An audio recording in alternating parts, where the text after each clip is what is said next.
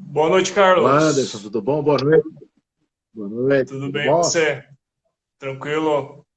Muito obrigado aí por Também, ter graças a Deus. aceitado o meu convite aí. Esperar o pessoal chegar, temos 3 pessoas. Creio que apareçam É, mais, mas mesmo assim a live o pessoal vai continuará chegar aos poucos, né?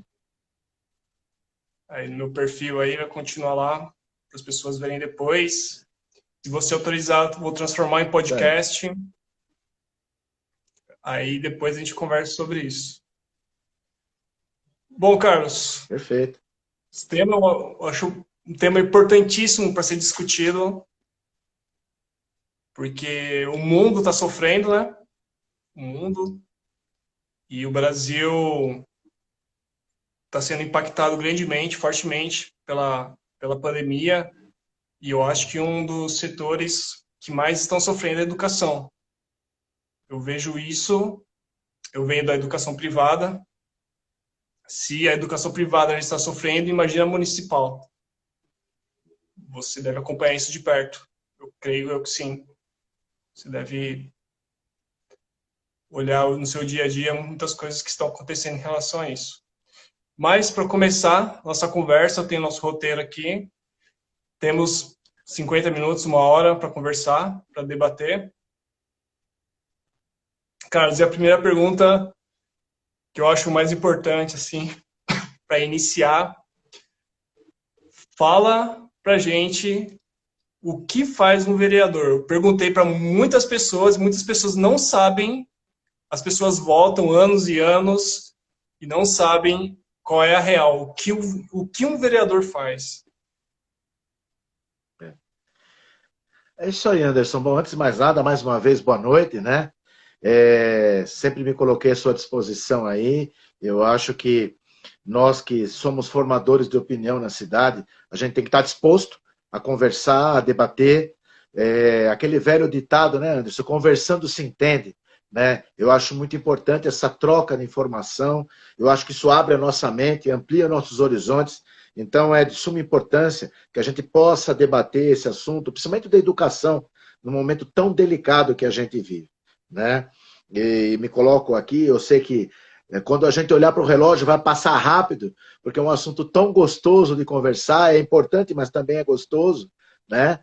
E fico à sua disposição para depois tratar outros temas específicos, tá bom? Bom, o que faz um vereador? Anderson, é assim, de forma bastante simplória primeiro. O vereador, ele é um representante do povo, ponto. Né?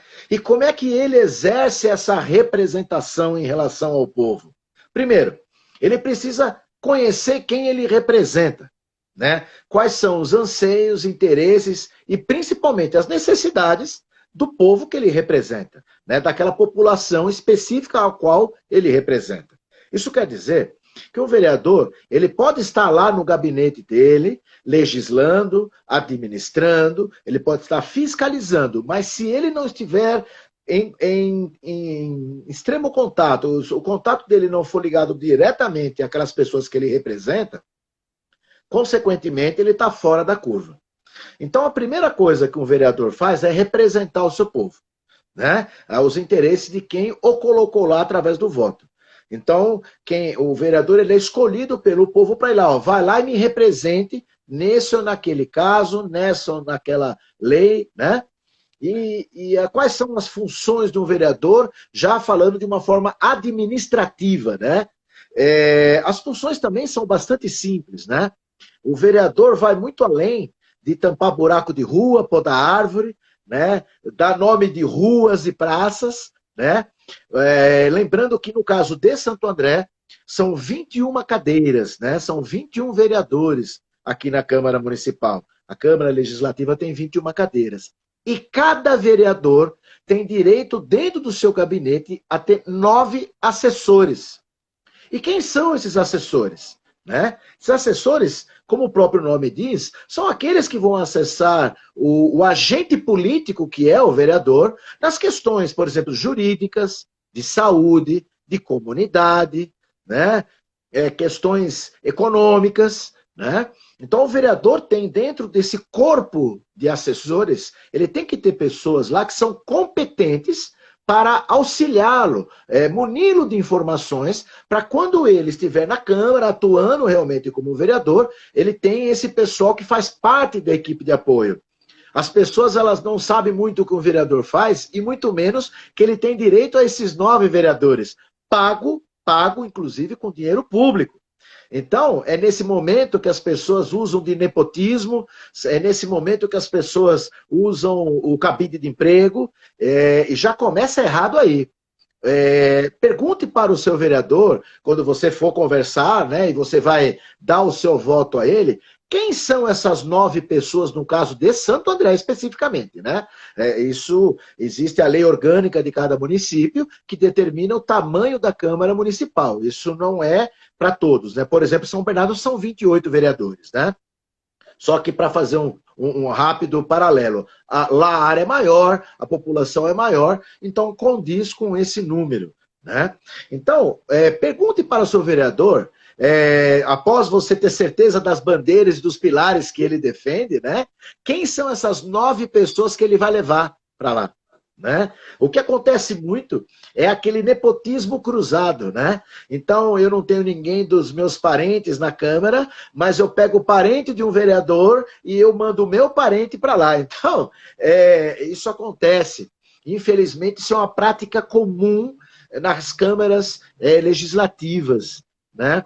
Então, a gente tem que ter essa informação, viu, Anderson? É importante que a gente trate aqui com a verdade, que a gente consiga realmente descascar essa cebola, para que a gente, se é para chorar, vamos chorar, então, mas que essas lágrimas sejam lágrimas de verdade, né?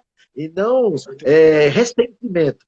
Então, a partir do momento que o vereador ele ganhou a eleição, ele foi empossado, ele pegou o gabinete dele e colocou lá pessoas competentes para ajudá-lo. Aí vem a função do vereador. Então, independente do partido que seja o vereador, independente da ideologia partidária dele ou do partido, quais são as funções de trabalho do vereador? Eu disse aqui que o princípio do vereador ele representar as pessoas que o colocaram lá, representar a população. Só que o vereador, ele tem que administrar e ajudar a legislação para a cidade toda, não especificamente só do bairro. Então, seria salutar que o vereador conhecesse um pouco de toda a constituição da sua cidade, não apenas desse ou daquele bairro, dessa ou daquela região. E aí começa o trabalho específico dele, que é legislar. A Câmara Municipal, Anderson, ela é uma fábrica de leis. A gente até se assusta com esse termo, mas por que ela é uma fábrica de leis? Porque, por exemplo, a sociedade ela é muito dinâmica, né? O que acontecia há 40 anos atrás não acontece mais agora, né? As leis de trânsito, por exemplo, que serviam há 40 anos atrás, com carros que não passavam de 90, é muito diferente de carros que... Né? Então, você concorda que a legislação ela tem que ser dinâmica, ela tem que ser orgânica, ela tem que evoluir junto com a sociedade e principalmente com o ser humano. Então, essa fábrica de leis nada mais é do que a sensibilidade do agente político em enxergar uma situação e legislar em cima dessa situação. Então, ele tem que propor leis, né? Então, aqui, por exemplo, com uma situação, por exemplo, de pandemia, como nós vivemos, né? Claro, foi uma guerra biológica que nós travamos e ainda estamos travando, né? Então, a Câmara Municipal, ela dá ferramentas para que o Executivo haja dentro do quê? Da lei. Porque o Executivo, ele executa aquilo que foi votado, aprovado, ou foi para a Câmara, para que ele possa agir. Por exemplo, eu vou dar um exemplo claro para nós, cidadãos que não somos o governo. Quando você olha, por exemplo, para uma placa de trânsito e nela está escrito, por exemplo, 80 km por hora, significa que você pode andar de 0 até 80. Então, você anda dentro da lei, não é isso? Né? É o que a gente entende. O poder público não funciona assim. Ele só anda se tiver lei. Ele não pode se mover se não houver um ordenamento jurídico para que embase a ação dele para tal. Então, em termos básicos, né? Não pode haver, por exemplo, uma vacinação em massa sem antes você comprar a vacina. Mesmo que seja um contrato emergencial. Tem que ter uma lei para isso, tem que saber de onde sai do orçamento. Então perceba que o conhecimento de um vereador não é simplesmente, eu vou criar uma lei. Ele precisa trazer, junto com essa lei, todo o ordenamento jurídico que vai justificar a aprovação ou não dessa lei. E quando a Câmara Municipal vota essa lei e propõe essa lei, cabe ir ao Executivo ele sancionar ou vetar ou emendar a lei. Se houver uma emenda ou um veto, ele volta para ser analisado. Se ele vai ser de novo refeito, enfim, vai ser avaliado ali e vai voltar de novo para o Executivo. Nenhuma lei pode ocorrer, segundo todo o nosso entendimento jurídico hoje, no Brasil, que não seja aprovado pelo Executivo. Porque aí o Executivo sim tem ferramentas de dizer, olha, eu estou caminhando dentro da lei. Então, essa é a primeira função de um vereador. Segunda função, a função fiscalizadora. Então, ouve-se a lei, né? Então, eu vou falar aqui um assunto que nos interessa aqui no momento, que é a PME, que é o Plano Municipal de Educação, que atende ao Plano Nacional de Educação.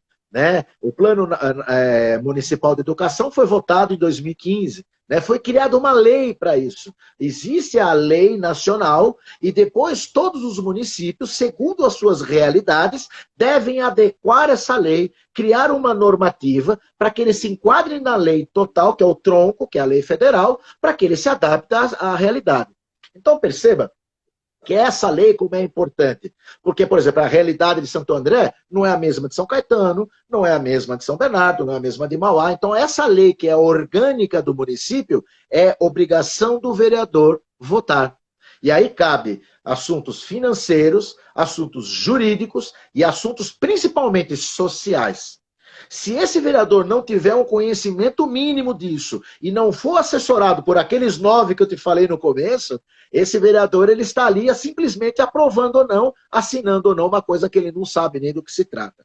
Então, perceba, é muito importante que a gente tenha acesso a isso. E quando ele vai fiscalizar essa lei, então foi para o Executivo tem um prazo para colocar em ação e a lei começa a correr. Então, vamos dizer amanhã, né, que essa lei determina que todas as crianças, ao chegar à escola, ganhem um kit merenda. Né? Então, a criança tem direito a esse kit merenda.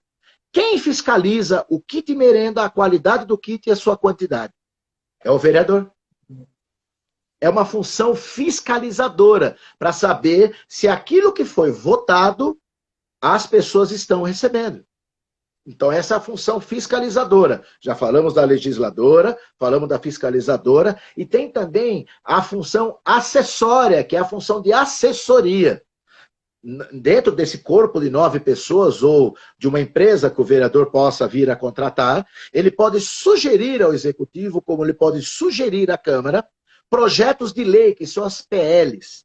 Né? E dentro desse projeto de lei, ele, por exemplo, vamos dizer que ele reconheça um trabalho numa cidade lá da Itália que ele acha interessante, que ele pode adaptar e trazer aqui para o Brasil. Então ele sugere, então é uma função de assessoria ao governo, né? Que no caso aí é o Executivo. Então existe a função legisladora, a função fiscalizadora e a de assessoria. Então, perceba, Anderson, que a complexidade do trabalho de um vereador vai muito além do que simplesmente estar ali debatendo. Ele tem que ter essa sensibilidade e estar assessorado por essas pessoas que o ajudam, essas 9 pessoas nesse universo tremendo, né, de 721 mil habitantes aqui em Santo André. Então, é um desafio, não é fácil. Por isso que você tem essas 21 cadeiras, né?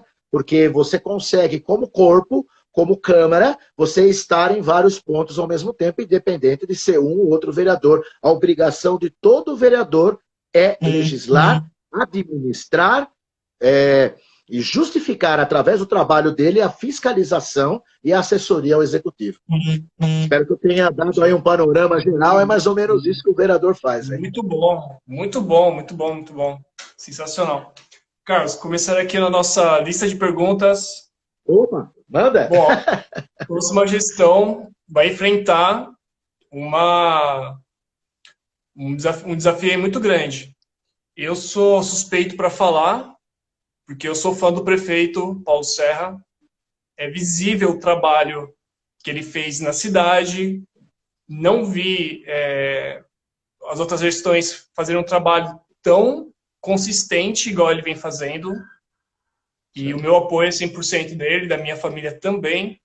E eu espero que a próxima gestão seja ele, junto com Eu também, vocês. eu também. É, e o desafio vai ser grande, vai ser enorme. Então, eu quero te perguntar, o que poderá ser feito para recuperar esse tempo perdido? Posso dizer perdido porque muitos alunos chegarão no próximo ano defasados. Isso é um fato. Anderson, eu queria emendar nessa sua colocação aí, algo inclusive um pouco mais grave, né? Eu acho que a pandemia, ela foi um golpe de misericórdia em várias áreas e principalmente na educação. Eu sou de uma época, eu sou antigão, tá? Eu sou old school, né? né? Eu sou de uma época que havia um respeito muito grande pelos professores. Toda criança ou era médico, ou era policial, ou queria ser professor, né? Por quê? Porque havia um respeito pela classe dos professores, da educação, e havia uma admiração. Então, eu fui a geração que estudou, teve isso, mas que, infelizmente, acompanhou o declínio disso. Eu não vou entrar aqui no mérito, se foi uma coisa ou outra, mas eu digo para você que o desafio que os professores tiveram nesse tempo de pandemia mostraram que eles, primeiro, eles amam o que fazem. Primeira coisa. Porque eu acompanhei aqui a minha neta estudando aqui, ela estuda no Pro Saber, e o desafio ali da minha esposa, da vovó ali tentando, e a criança dispersa. Se fosse um joguinho, a criança não larga o celular, mas na hora de colocar a live, a criança pendurada no teto. Então, antes de mais nada, eu quero aqui de coração, Anderson, eu sei que alguns professores estão nos assistindo e vão nos assistir, falar de coração, dar a minha dívida de gratidão que eu tenho por essa classe hoje tão oprimida, tão mal remunerada, que se hoje existe, se ele ainda é professor, é porque ele ama mesmo, é chamado. Ninguém hoje vira professor para ganhar dinheiro, é porque ele ama o que faz. Essa é a primeira coisa. Agora, com relação ao desafio, eu tive hoje, inclusive, com o prefeito, a gente estava conversando e tal. Eu conheço o Paulinho como gestor e como amigo, né? Então eu conheço os dois lados, né? O Paulinho ele vê com muita preocupação, né? Eu acho que qualquer decisão, qualquer estratégia, qualquer combinado que possa haver pós-pandemia tem que passar por uma comissão de profissionais da educação, porque isso não é uma coisa que vai ser resolvida apenas com decreto. Eu acho que as pessoas que têm a estratégia e a capacidade de gerenciar métodos e didática, principalmente a didática, isso é fundamental nós falarmos sobre isso, Anderson. Se nós não trouxermos pessoas profissionais para resolver isso, não vai ser política que vai resolver. Esse não é o momento de fazer política, isso é uma estratégia de guerra que nós vamos ter que desempenhar para salvar esse ano, como você falou, está perdido. Né? A educação nesse ano está respirando por aparelhos, como a gente diz, está no respirador. Mas imagina só que foi uma bomba que caiu no Brasil, uma bomba como se fosse de Hiroshima, devastou tudo, e infelizmente a gente não pode voltar atrás. Mas, primeira coisa, aprender com isso, entender que a realidade virtual e esse nosso contato aqui veio para ficar. Né? Eu sou formado em mecânica e em marketing, fiz faculdades tradicionais, né? E estou fazendo a minha especialização em gestão pública em EAD. Então eu tinha, era híbrido, né? A gente fazia presencial e fazia também por lives, né? Por educação à distância através assim, de vídeo, né? Agora ficou 100% vídeo. Eu ainda acho que nada vai substituir o professor dentro da sala de aula, o olho no olho, aquela sensibilidade de você tocar, falar, modular sua voz, porque o ser humano foi feito para relacionamento. E o fato de você ter uma criança na escola, você não está só ensinando matemática, português, inglês, pedagogia. Não, você está ensinando essa criança a se relacionar. Eu acho que esse é um dos papéis fundamentais da escola. Então, quando a gente fala aqui do desafio que vai ter pós-pandemia, eu confesso a você, Anderson, se nós não criarmos uma comissão para saber para onde nós vamos, e vou te explicar como que pode ser feito isso. O PNE, o Plano Nacional de Educação, que também é votado na Câmara dos Vereadores, e muita gente não sabe disso, existe o plano, o Plano Nacional e existe o Plano Municipal, que é o PME. Ele é de 2015 a 2020. E dentro desse prazo, de 2 em 2 anos, eles são verificados se a metodologia desse plano está funcionando, se está atendendo às necessidades. Com certeza, até esse ano termina, 2021, vai ter que ser feito um novo plano. É aí que eu digo para você. Não é só a sociedade, os pais e talvez os alunos que devem participar dessa renovação desse plano, mas sim os professores. Eles sim vão ter total capacidade e desempenho técnico para dar, sim, condições para que as sugestões e todas as diretrizes possam, como eu diria, recuperar, né? Porque para trás a gente não vai conseguir fazer nada, mas recuperar esse ano que ficou perdido. Então, não tenha dúvida, Anderson, eu acho que é uma coisa que tem que ser multidisciplinar. Né? Nós tivemos aí, a saúde fez o seu papel, a segurança fez o seu papel, o poder econômico fez o seu papel de recuperar agora a economia, só que aí a educação vai ter o seu papel no ano vindouro para que ela possa trazer para aquelas pessoas que ficaram vazios de educação ou que tiveram isso aquém do que deveria, para que possa recuperar e a gente faça um 2021 olhando para frente, porque não tem como a gente resolver isso sem o apoio dos profissionais de educação. Com certeza. O que me preocupa muito é o que vai acontecer daqui para frente. Porque já temos isso visível, que temos alunos das escolas privadas aqui e o pessoal da escola municipal, estadual, aqui. E isso agora vai fazer isso mais ainda, vai aumentar mais ainda essa diferença dentro da nossa sociedade. E o que você acha que poderia ser feito para a gente, a longo prazo, porque a curto prazo isso não vai ser resolvido, na minha visão, que pode ser feito a longo prazo para a gente poder aproximar esses alunos da municipal à privada? Eu sei que é difícil chegar aqui, mas pelo menos que eles tenham a oportunidade de subir um pouco. O que você acha que pode ser feito? Aí, nesse caso, é a responsabilidade, sim, do poder público. O que eu digo para você? Existe a condição de você manter a grade curricular como se nada tivesse acontecido para que ele volte isso, claro, dentro de um estudo, de que maneira isso vai ser feito, de que intensidade isso vai ser feito, mas voltar a estaca zero, se é isso que a gente pode dizer, é como se você tivesse um turno e um contraturno. Eu acho que isso é importante. Porque o que nós não podemos esquecer, que o bombardeio muito pesado, isso é uma opinião particular minha, isso a gente pode vir a discutir, mas um bombardeio pesado nas escolas de ensino fundamental com as crianças, se não for feito com a didática, isso pode ser pior do que você não fazer nada. Eu confesso que eu prefiro a escola do que não a escola. Né? Então, mas eu imagino sim, que você pode criar aulas de reforço específicas, né? Porque você tem a carga horária, por exemplo, né? A criança vai de manhã, entra de manhã, sai meio-dia, ou de meio-dia vai de manhã. Então, dependendo do período que a criança está, ela poderia fazer um contraturno. A criança que estuda à tarde, estuda de manhã, para ter esse reforço, para que esse profissional da educação possa pegar na mão dessa criança, isso educacionalmente falando, claro, né? Pegar na mão dessa criança e trazê-la junto para o que é o nível que ela deveria estar dentro da grade curricular. Então, se espera que uma criança de determinado ano deva, por exemplo, fazer as 4 operações e ela ainda não aprendeu, a função desse profissional de educação vai ser fazer isso, trazê-la para essa realidade.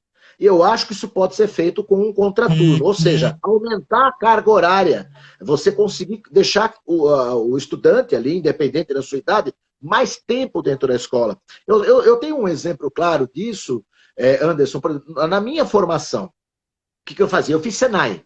Então eu entrava 8 horas da manhã, saía 5:30 da tarde e à noite eu estudava. Quer dizer, a minha vida toda, durante muito tempo, eu passei mais dentro da escola do que na rua, né? Porque você ficava ali a todo tempo. Então, isso foi muito positivo para mim, né? A minha geração pôde agir dessa forma. E com isso, primeira coisa, você tira as crianças da rua, você está dando qualidade de vida para a criança, porque você coloca a criança dentro de um local onde você tem um ambiente ali controlado, né? A criança se alimenta, a criança tem segurança, ela tem apoio, né? Então eu acho que além de valorizar o profissional da educação, é uma sugestão que a gente possa fazer isso, né? Você miscigenar, né, misturar essa grade curricular com essas aulas de reforço. Eu acho que é uma das soluções que a gente pode ter. Eu penso assim a médio prazo, não a longo prazo, não. Eu acho que em 2 anos, eu quero crer que em 2 anos você consegue recuperar. Claro, é muito difícil a gente dizer, né? Se está no mesmo nível, não, porque eu hoje não disponho de mecanismo para isso. Mas eu acho que dá para a gente recuperar e pelo menos colocar aquelas crianças ou estudantes em condições curriculares que determinam o plano municipal de educação. Legal, legal. Outra questão, até você falou sobre o Senai. Hoje temos uma abertura no mercado do menor aprendiz. E quem usufrui desse meio de aprender uma nova profissão, ter um primeiro contato com o mercado de trabalho, são alunos da escola municipal e estadual. Eu nunca vi um aluno como menor aprendiz falar, eu sou da escola privada. Nunca vi isso e também não sei se é permitido. Sou leigo nessa informação, então eu não sei dizer. Se você souber, mas enfim. Dentro da cidade, hoje temos o Senai, temos a ET, e que são assim as tradicionais.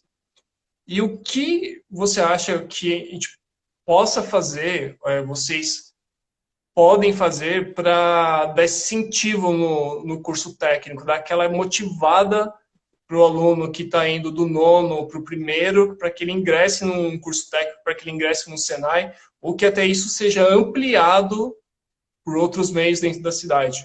Como a gente pode fazer essa ampliação? É possível? Perfeitamente possível, Anderson. Uma coisa que eu quero deixar claro aqui, que lugar de criança é na escola, né? Eu acho que é importante que a gente avalie qual a idade mínima e a idade máxima que o estudante tem que estar dedicado aos estudos, né? Porque senão a gente vai achar bonito crianças que trabalham no semáforo, deixaram escola para trabalhar no semáforo. Não é por aí. Criança é criança, ela tem que aprender, ela precisa ter as noções básicas, né? Principalmente na grade curricular, que eu acho hoje perfeita, infelizmente, talvez, falta ler mecanismos, enfim, que possam ajudar ali, sejam eles cognitivos ou de equipamento, mas enfim, mas eu acho a grade curricular hoje bastante aceitável. Agora, o que eu quero dizer é que quando você profissionaliza alguém, necessariamente aquela pessoa não vai trabalhar naquela profissão, mas você cria ligações neurais, e você é um profissional, você sabe o que eu estou dizendo, para que cada vez mais o cérebro dela esteja disposto a aprender. Fundamentalmente é isso. Olha só o exemplo que nós temos numa região bastante carente aqui de Santo André, que é a Praça da Cidadania. Não sei se você conhece. A Praça da Cidadania, ela é uma praça. Ela é totalmente sustentável, para você ter uma ideia. Ela não usa energia elétrica. Ela é toda energia solar. Lá você tem cursos profissionalizantes de cabeleireiro, barbeiro, padeiro, manutenção de ar-condicionado, corte e costura para as pessoas da região onde moram. Tudo gratuito. Então você tem adultos, né, que estão ali, às vezes, até desempregados, ociosos, e você sabe quando a pessoa está ociosa, a gente só passa besteira na cabeça, né? Eu tô abrangendo aqui porque tudo faz parte da educação, né, Anderson? Mas a gente não vai perder o foco aqui, não, tá? E é importante que a gente fale isso, porque essa Praça de Cidadania é a primeira praça fora do estado de São Paulo, da cidade de São Paulo. E é a primeira aqui em Santo André. Eu te convido a conhecer o dia que você quiser ir lá, eu te levo, nós vamos junto lá para você conhecer. São Legal. contêineres, tudo com ar-condicionado. Era uma praça ali onde era jogado terreno baldio, as pessoas usavam drogas, você entendeu? Então o governo foi lá, limpou aquilo tudo, né, o governo do Paulo Serra, e transformou aquilo ali com a ajuda da Bia Dória, né, que ela cuida dessa parte.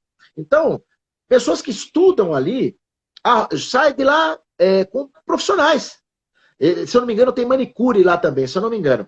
Da mesma forma, é feito aqui no CRAISA também. São profissionalizantes de adultos.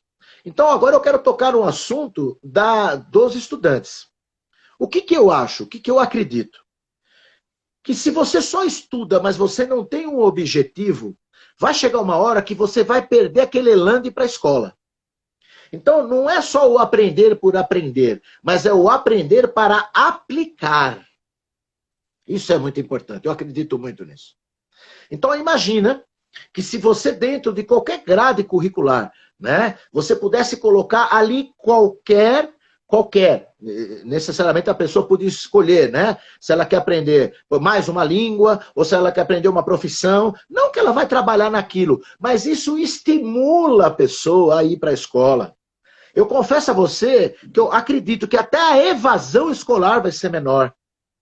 Porque na pior das hipóteses, ela sai dali com uma profissão. Então eu acho que uma coisa é você educar, uma coisa é você ensinar, outra coisa é você profissionalizar. São coisas diferentes, mas que podem caminhar juntas, sim. Né? Então, o que eu acredito, que se você fizer um bom estudo, né, onde você cria ali meios, porque existem várias profissões, as profissões do momento, né? Eu fiz Senai, torneiro, ferramenta, não tem mais essa profissão, é que nem datilografia, né? Quem fez datilografia hoje não sei, né? Mas mexeu o cérebro, ativou ali os neurônios e conhecimento é uma das coisas que ninguém pode roubar de você, né? Isso não tem como, né? Então, tá no teu cérebro, você tem aquela capacidade cognitiva, você aprendeu, e quanto mais a gente aprende, é que nem ler, né? Quanto mais livros a gente lê, mais a gente quer ler, né? Porque você está adaptando o teu corpo, você está assumindo uma postura positiva diante da vida. Então eu acho que assim, o ensino normal e o profissionalizante devem caminhar junto, eu acho que é possível sim. Certo, não, eu vejo isso como algo muito importante. Eu fiz o profissionalizante também, e eu acho que isso deu um norte muito grande na minha vida. E eu vejo para a cidade, assim, que eu achei muito legal essas informações que você trouxe aí, que eu não sabia.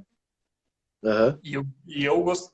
O pessoal falou que tá travando, mas para mim não tá travando, não.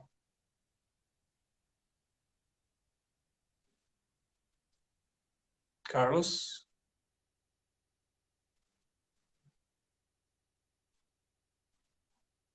Pessoal, vamos esperar um pouco. Carlos voltou? Voltou. Voltou, Carlos. Voltou. O É pessoal muita falou que gente tá fazendo travando live. muito.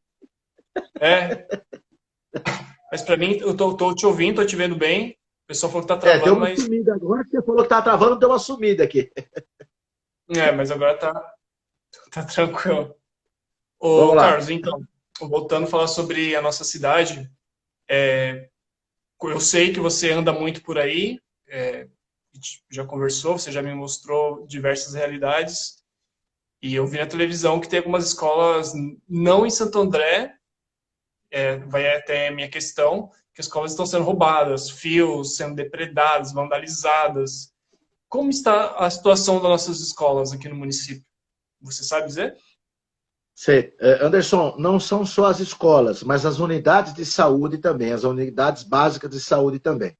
Então, são criminosos. Né? Primeiro, não tem o que falar. Né? A partir do momento que você depreda, que você picha, que você quebra, que você arromba, né? Porque que material que o pessoal está encontrando lá, né? A gente teve uma escola, teve uma EMEI que foi invadida e quebraram carteiras. Então, são vândalos, né? Então, qual é o que está sendo feito hoje para que a gente minimize isso?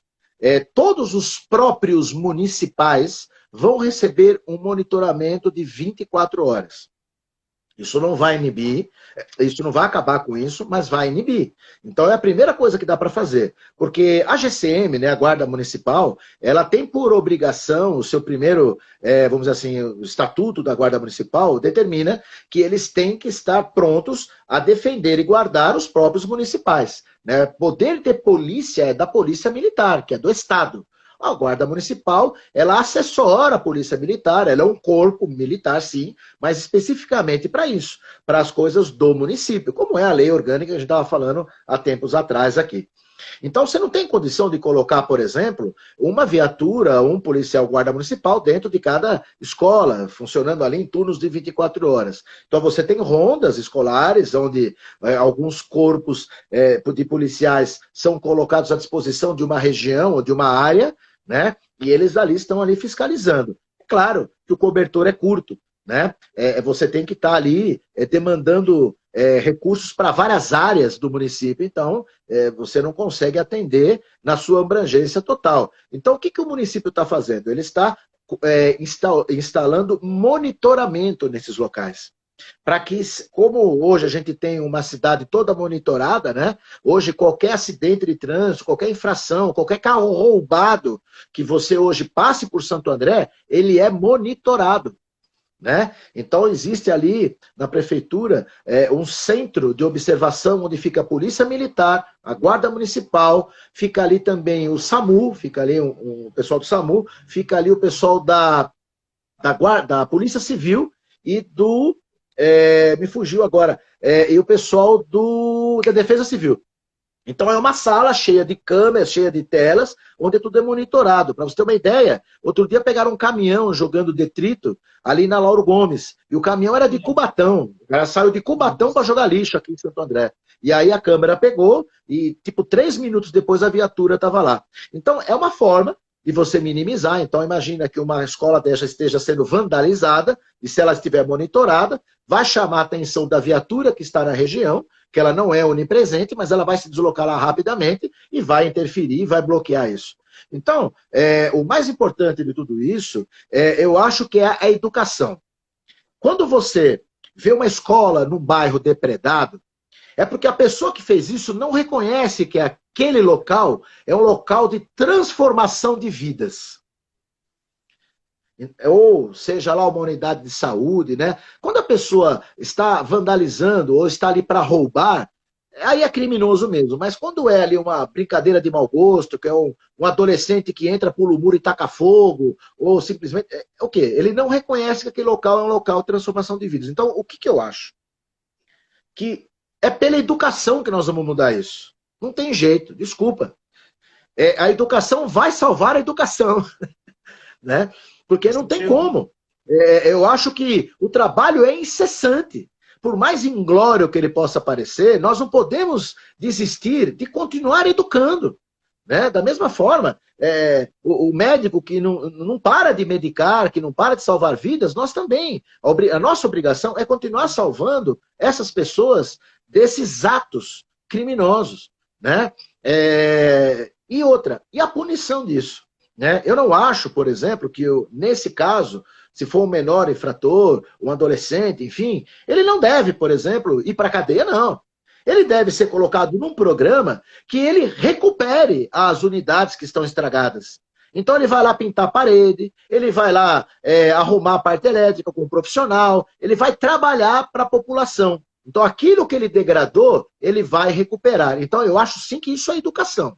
Então, simplesmente tirar a pessoa, nesse caso específico, escondê-la, guardar e prender, ele vai ter contato com criminosos de alta periculosidade, isso não vai resolver nesse caso. Eu estou falando especificamente nesse caso, tá? Eu tenho outras opiniões em relação a poder público, mas eu acho que especificamente nesse caso, eu acho sim, que você tem que conscientizar.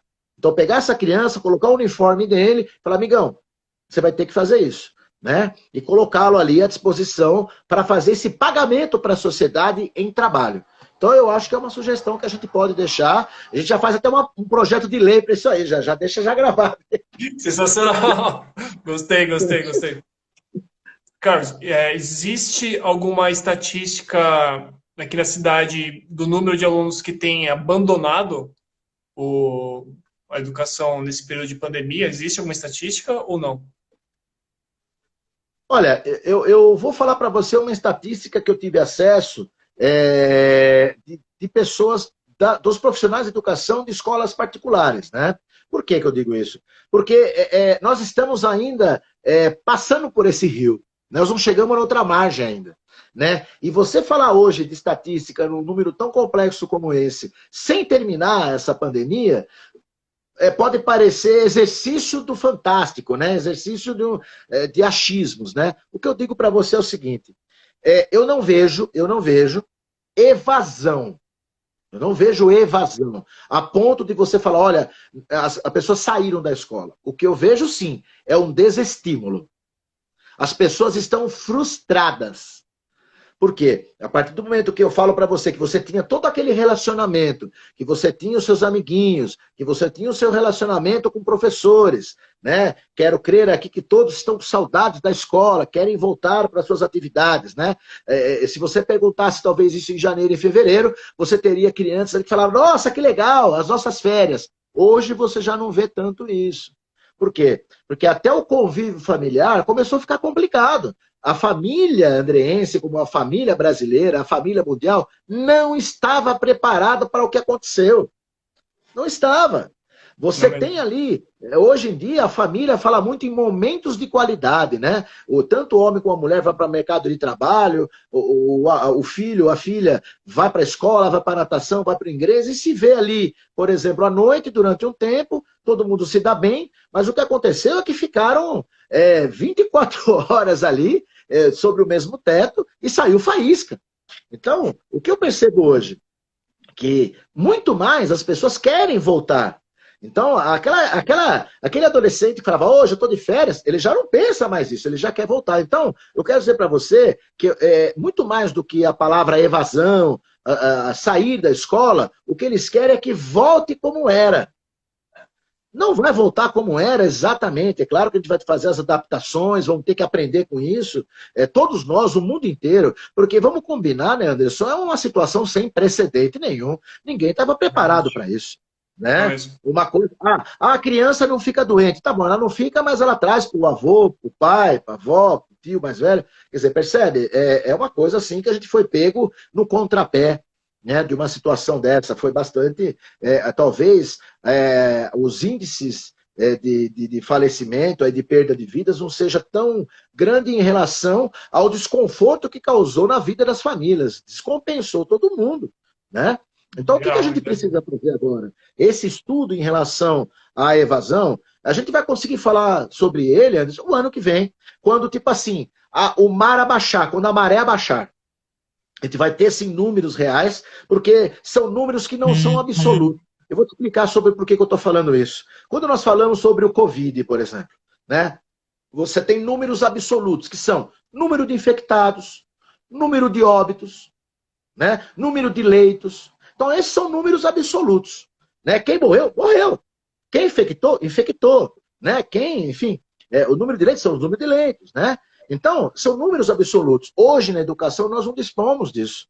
Porque ainda nós vamos precisar desse tempo. Mesmo porque, por exemplo, a estrutura municipal, como mesmo a estadual, não tem a estrutura de internet, de capacidade de adaptação que tem uma escola particular. Então, muitos alunos desses estão em casa perdidos, sem saber o que fazer. Porque, de repente, tem até um telefone, tem um tablet, mas não tem internet para fazer a aula, para acompanhar a aula. Percebe? Então, eu diria para você que se eu fosse escolher uma palavra para simplificar tudo isso, eu pensaria na palavra frustração. Tanto dos professores que não conseguem chegar até os alunos, como dos alunos que perderam a oportunidade de ter esse contato com a escola e com os professores. Né? Exato. Isso é um fato. Bom, Carlos, foi muito esclarecedor, muito legal conversar com você. Vou deixar o canal aberto aqui, se você quiser... Oi? Pergunta? Não, calma. Foi rápido. Não, aqui já respondeu tudo no meu roteiro aqui, já englobou todo. Tá bom. Se o pessoal quiser fazer alguma pergunta, podem mandar aí no chat. Mas eu queria deixar aberto para você falar algumas propostas que você tem para a cidade, de melhoria, não só para a educação, mas no geral. Então, eu gostaria que você colocasse, falasse para a gente. Tá bom. Ô Anderson, antes de mais nada, né? Vereador não tem plano de governo, porque ele não governa, ele legisla. Né? Então, eu acho muito engraçado, né, quando alguns candidatos a vereador, ou de deputado estadual, federal, o mesmo senador, ele vem traz um plano de governo.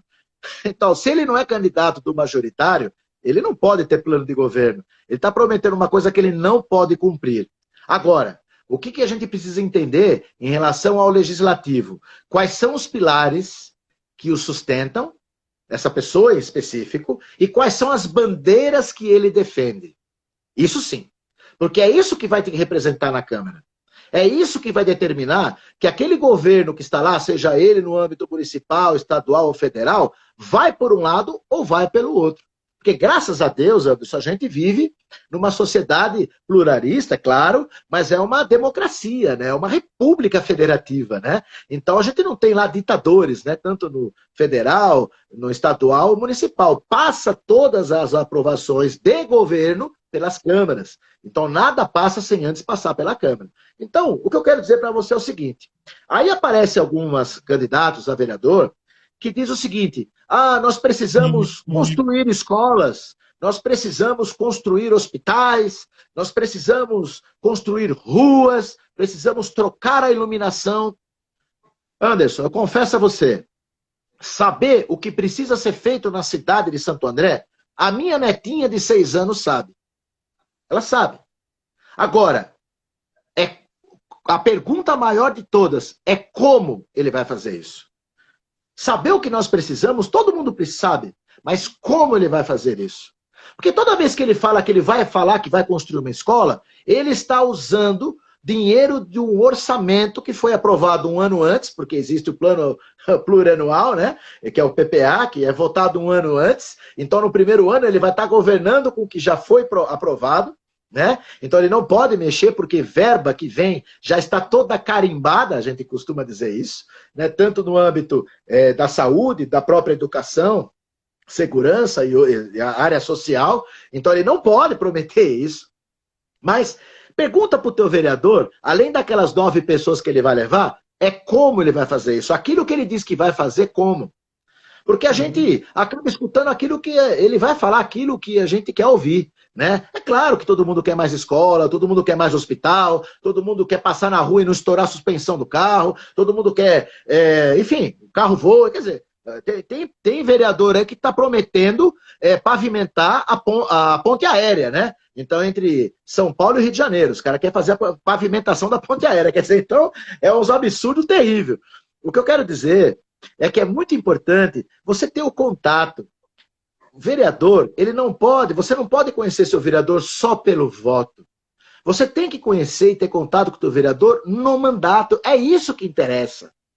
Eu fico muito triste, viu, Anderson, quando eu estou lá, às vezes, na Câmara, e você vê aquela Câmara vazia. Os munícipes não vão até lá. É um local que deveria ser muito mais visitado. A Câmara dos Vereadores, a Assembleia Legislativa aqui de Santo André, que é uma assembleia, né, onde você junta pessoas notáveis ali para defender seus interesses, tem um outro nome, que chama Casa do Povo. E o povo não vai lá. E tem vereadores que não fazem a menor questão que você esteja lá. Porque com isso ele pode ter a liberdade de votar naquilo que ele acredita e não naquilo que ele prometeu para as pessoas. Muitas coisas são votadas de terça e quinta, quando tem sessão, que as pessoas não sabem. E não é votado na calada da noite, não é sem publicidade, porque existe até TV Câmara em Santo André para você olhar. Só que há uma baita falta de interesse.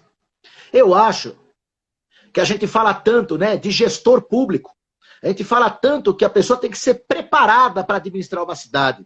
Só que nós, como eleitores, nós não nos preparamos para votar nas pessoas. A gente cobra uma coisa deles que nós não damos para eles. Porque ninguém está lá se não foi pelo voto. Se a pessoa está lá, porque aquelas pessoas acreditaram naquilo que a pessoa disse. Porque, queira ou não queira, no dia 15 de novembro, vai acontecer a votação, Anderson. Eu querendo ou não, você querendo ou não, vai acontecer. E aquelas pessoas que não se interessam pela política vão ser governadas por aquelas pessoas que gostam da política.